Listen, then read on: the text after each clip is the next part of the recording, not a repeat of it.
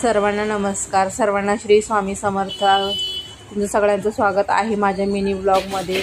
इथे मी आज अमावस्या असल्यामुळे घर पुसायच्या पाण्यामध्ये, फरशी पुसायच्या पाण्यामध्ये हळद, मीठ, गोमूत्र टाकून घर पुसत आहे आणि लिंबू पिळलेला आहे त्याच्यामुळे नेगेटिव्हिटी दूर होते.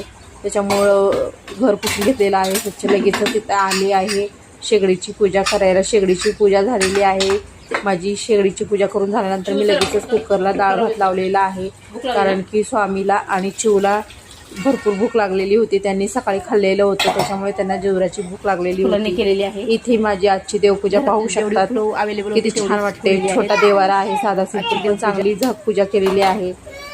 देवपूजा वगैरे झाल्यानंतर भरपूरच भूक लागलेली होती, त्याच्यामुळे परत डाळीला फोडणी द्यायला आले.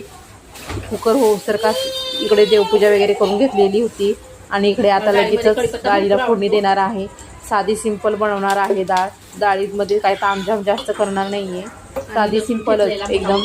जिरे, मोहरी, कढीपत्ता आणि लसूण टाकून साधी सिंपल सप्पक वरण बनवणार आहे.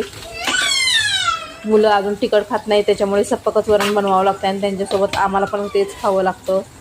आणि इथे बघा डाळीला पाहून अजूनच जास्त भूक लागलेली आहे, त्याच्यामुळे पटकन डाळीला फोडणी देऊन घेते.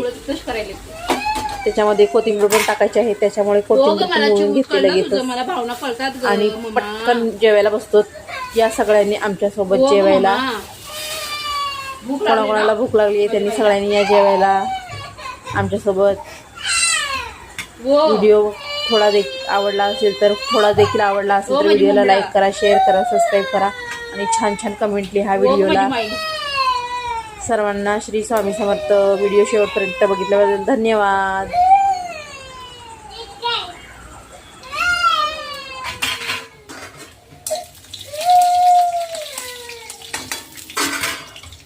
फोडणी जास्त करपवू द्यायची नाही, तर डाळ चांगली लागत.